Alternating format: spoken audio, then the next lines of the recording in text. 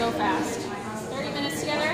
Obviously this is like a lot of information in one 3-hour class, but keep practicing all of this stuff, and that's where it really helps you with muscle memory.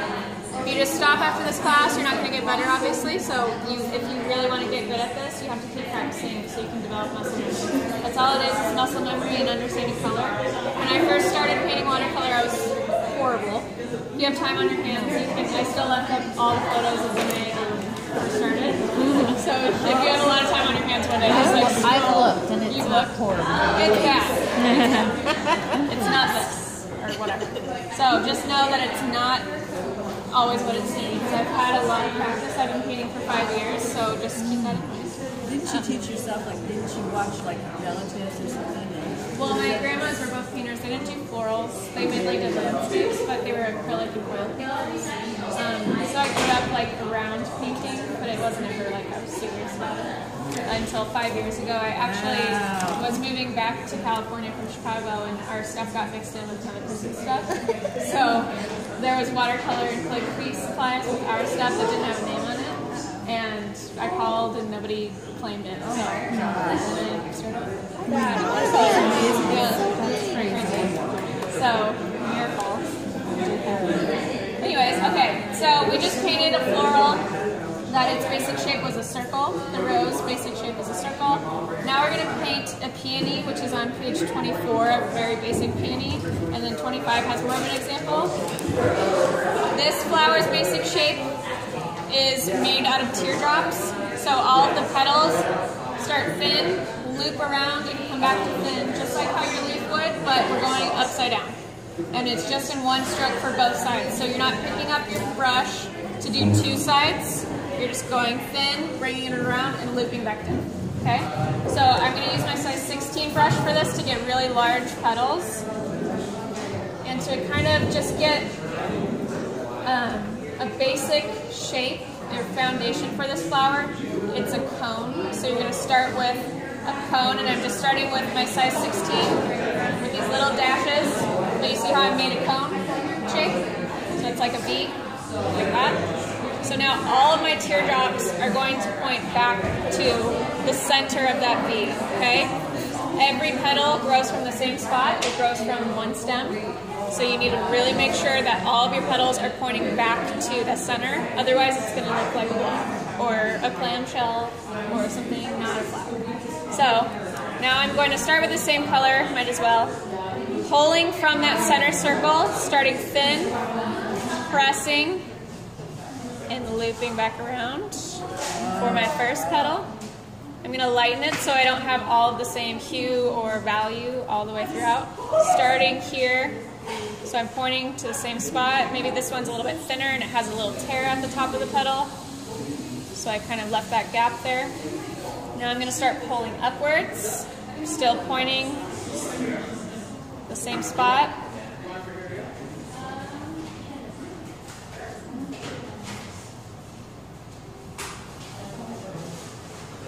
Look at that wet on wet action. Maybe I'll add a little pink for this next one.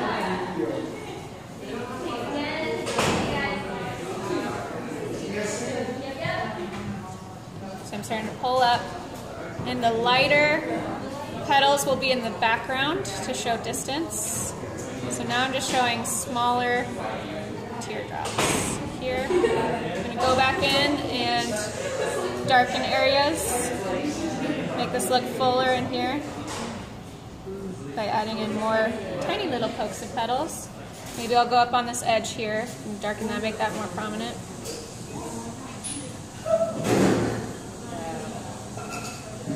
Here. And then for composition wise, you don't want all your petals or your flowers to point the same direction. So now I'm going to add a flower that's down here. Maybe a little more pink in hue so there's movement in color and shape. Start with an upside down V. Here. Same thing, teardrops. Point down. This one's running into that one. Scoop it up. Maybe add a little yellow for this next one.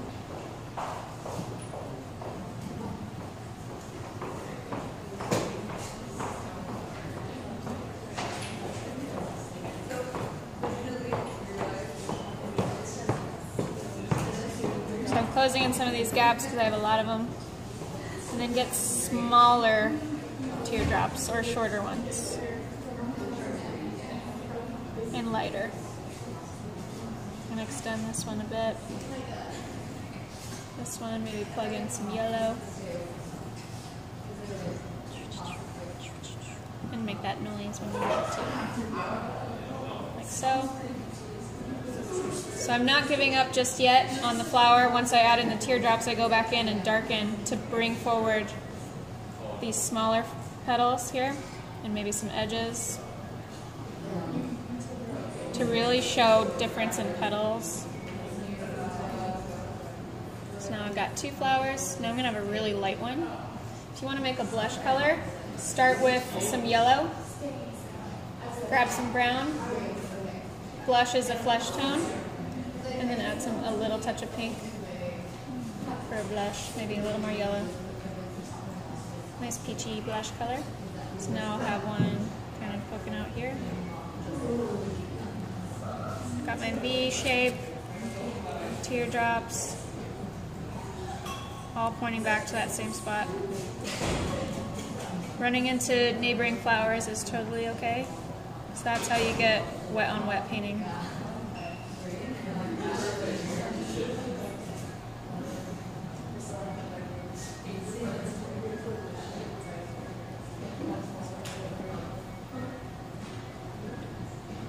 So shorter at the top. Now I'm going to darken in here.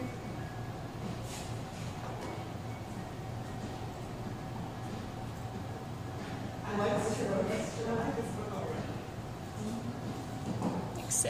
And now I'm ready to add my stems and leaves. I usually do those last. You can also, if you guys purchase Cobalt at some point, I love Cobalt and Peach next to each other. Peach is similar to orange, but it has a little more of a pink color instead of a red base, so it's not an immediate contrasting color like blue and orange would be, because it's red and yellow instead of, or it's pink and yellow instead of red and yellow. So Cobalt next to Peach is really nice. So I'm just going to do these teardrops for baby berries or buds. I'm not really sure what they are, but they're nice. Or you can go like this on the side of your brush. Some smaller than others, some darker than others. Like that. And bring this blue color up here to extend to all 4 corners. So the idea with composition is you're wanting to bring people's eyes from one corner to another in the zigzag. So you don't just want to have 2 areas being pulled. You want to have some meeting point in the middle that zigs across. So I might have it poking out here, but just a little bit. So I do the petals first, then stems and leaves. So now I'm going to pull some leaves out of here and stems, maybe poking through my 2 flowers. We have this center is right here, so I know my stem is pulling through here and here. I'll have one going up here.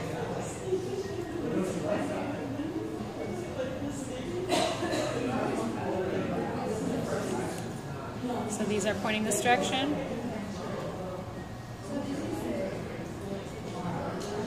Now I can start adding in some leaves. You don't want all the same color green. Have some yellow greens and some darker greens mixed in, so it helps with movement. So I'm lightening that hue, pulling that over here.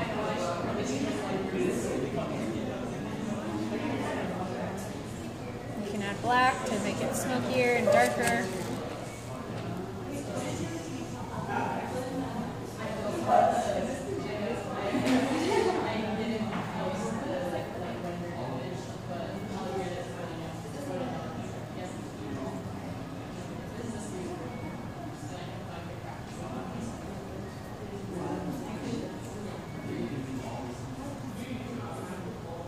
Getting real carried away in the painting zone. So, but all my leaves and stems are pointing back to the center of the flower. So would it make sense to have a leaf just kind of out here, pointing back that way, because there's no center over there? The center is here, here, and here. So I'm going to pull one A blue-green leaf next to this peach would be really nice with almost contrasting colors because blue and orange are contrasting.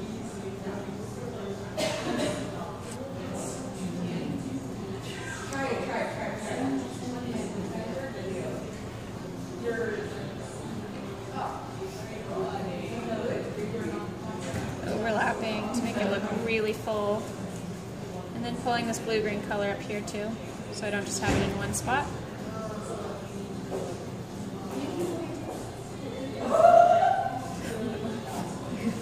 What's on the sideways flowers that are kind of at the angle? The sideways flowers like these, the blossoms? cherry blossoms? Yeah, so those are actually a combination of rose C-curve strokes and teardrops. So it's just one C-curve for the base of the flower, or the side that's being viewed away. So I'll do one here. So you just start with the C-curves here, and then you could do 3 teardrops, all pointing back to the center, but leave a gap in the center for you to leave stamen. So I'm going to start here, for 1 teardrop, middle. You see how this back row is lighter? That's going to show that it's behind this C-curve. It's a little too much contrast though, so I'm going to go back over and make it a little darker. And then once this dries, I'll go back into the center with burnt umber and black. If your brown starts to look a little green, just add some red to it to warm it back up. See how I like go right on top of my colors? So once this dries, I'll show you what I would do for stamen. But now I can add in some, looks too red, add green. Now I can add in some brown stems if I want to, because that would happen. Just making it more full.